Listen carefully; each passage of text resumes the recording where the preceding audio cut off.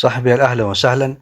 waxaan rabay inaan ka hadlo mowduuc aad iyo aad u muhiima. mowduucaas asxaabta qayb ka mid ay soo weydiisay waa farqiga u dhexeeya management iyo leadership.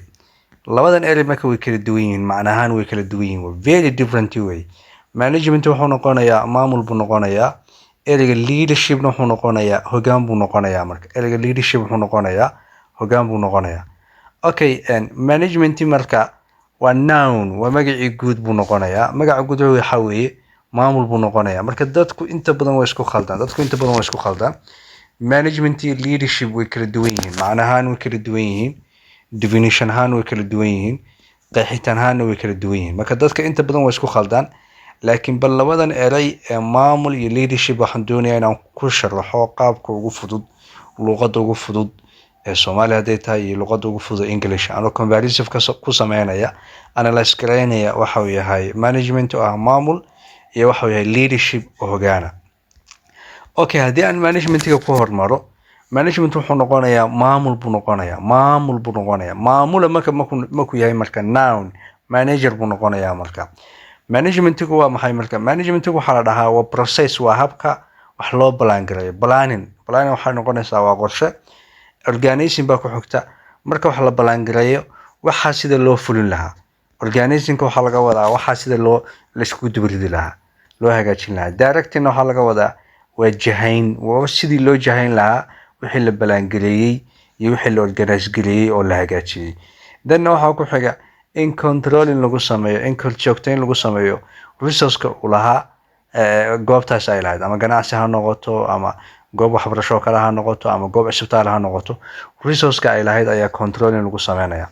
definitionka leadershipka uu yeelanayo uu ka duwanaya. leadership wuxuu noqonayaa waa qof saameyn lagu noqonayaa. marka isagu marka sida sawirkan kaaga muuqata, leadershipku wuxuu hogaaminayaa oo inspiring ku sameynaya, dhiirigelin ku sameynaya dad buu inspiring ku sameynayaa.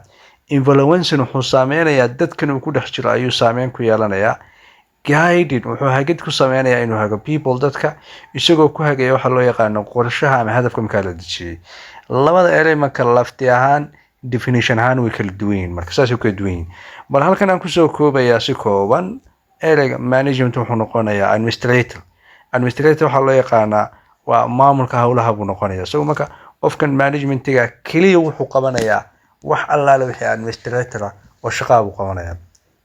leadershipku wuu ka duwan yahay. leadershipku waa qof innovative ah. innovative wuxuu noqonayaa waa qof hal abuur leh oo wax cusub ama fikrad cusub soo kordhiya ayuu leadershipku noqonayaa. laakiin managementigu ma leh. laynka labaad marka managementigu wuxuu maintain gareynayaa, ilaalinayaa nidaamkii loo dhiibay ee gacanta loo geliyey ayuu ilaalinayaa managementigu. laakiin leadershipku nidaamkii laftigiisi buu develop gareynayaa, dadkiina wuu develop gareynayaa, nidaamkii systemkii iyo waxoo dhan ayuu develop gareynayaa. marka dadkana wuu horumarinayaa, nidaamkiina wuu horumarinayaa. Okay, managementigu isagu wuxuu diiradda saaraa waxa loo yaqaano aqbalaa, waxa loo yaqaano darajooyinka markaa dadka ay ku fadhiyaan ayuu isagu aqbalaa. laakiin leadershipku wuxuu challenge gareynayaa darajooyinka laftigooda. cid kastoo darajo haysa oo institutionka ku jirta ayuu challenge ku sameynayaa. Okay, managementigu wuxuu focus ka saarayaa nidaamka loo dhiibay, wuxuu diiradda saarayaa nidaamka loo dhiibay. laakiin leadershipku wuxuu diiradda saarayaa dadka iyo nidaamka, labadaba diiraddu saaraya, dadkana diiraddu saaraya, nidaamkana diiraddu saaraya. ereyga marka managementiga wuxuu isweydiinayaa sidee waxa kan loo qabanayaa, goormaasa la qabanayaa. laakiin leadershipku wuxuu isweydiinayaa waa maxay waxa la qabanayo iyo sababta loo qabanayo. Okay, managementigu wuxuu sameeyaa marka wax loo yaqaano si sax ayuu wax u sameeyaa. shaqada loo dhiibay ayuu isku dayaa sida saxda in loo sameeyo. laakiin leadershipku wuxuu sameynayaa waxa saxda ayuu sameynayaa oo markaa loo baahan yahay. labadan erey way kala duwan yihiin, macnahaan way kala duwan yihiin, laftigooduna wuu kala duwan yahay. managementiga haddaan soo koobo waa processka wax loo ballaangarayo, wax loo qorsheeyo, loo organize gareeyo, wax loo hagaajiyo, loo jiheeyo, controlling deetana korjoogtayn loogu sameeyo, resourceka gacanta lagu hayo. marka managementiga waxaa hoos yimaada qof managera. qofka ayaa managementiga iyo maamulka qaabilsan. isagaa wixii plan ah, wixii organize ah, wixii directing ah, wixii controlling resource ah, waxaas oo dhan isagaa qabanaya. laakiin leadershipku waa qof inspiring ku sameeya. muxuu inspiring gareynayaa? wuxuu dhiirigelin ku sameynayaa shaqaalihiisa iyo cidda uu gacanta ku hayo, wuxuu saameyn ku yeelanayaa cidda uu gacanta ku hayo, wuxuu guiding ku sameynayaa oo tilmaamaya oo hagayaa dadka isagoo ku jahaynaya hadafka ama ujeedada guud markaa loo socdo.